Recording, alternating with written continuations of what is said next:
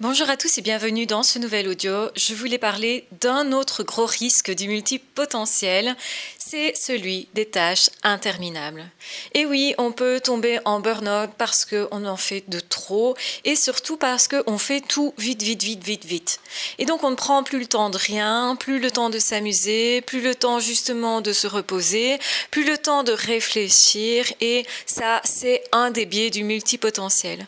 Multipotentiel, généralement, il est aussi HP, donc il réfléchit beaucoup. Mais effectivement que si on enchaîne les tâches l'une derrière l'autre, ça risque de ne plus avoir de sens. Donc il faut faire attention à ça, tout simplement. Donc en réalité, ce qu'il faut faire aussi, c'est prendre le temps de se reposer, de se poser, de réfléchir. Des temps de rien sont nécessaires.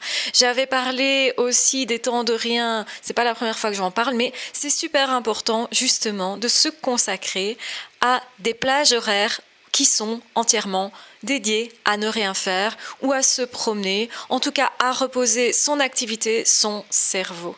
Si vous êtes en plus hyperactif, je vous recommande effectivement d'être à certains moments vraiment dans l'action, parce que vous avez besoin de ça, mais être aussi dans l'inaction, ou plutôt une action qui est cadrée, comme faire du sport, comme en fait ne pas être dans quelque chose qui doit être absolument productif. Quand on est indépendant, entrepreneur, le risque est de vouloir tout le temps être productif et de se forcer à en faire tellement, tellement, trop, tellement, tellement de tout donner, d'être vraiment hyper focus tout le temps. N'oubliez pas que votre cerveau a aussi besoin de périodes de relâchement et que vous, psychologiquement, ça n'est pas toujours bon pour vous d'être tout le temps dans le rush, dans le j'ai des listes interminables et donc finalement, je ne sais plus où donner de la tête parce que je veux tout faire et donc je fais tout vite, vite, vite, vite jusqu'à finalement bâcler mon travail et bâcler surtout la qualité de ma pensée. Quand on est HP, on a une qualité de pensée à laquelle justement il faut penser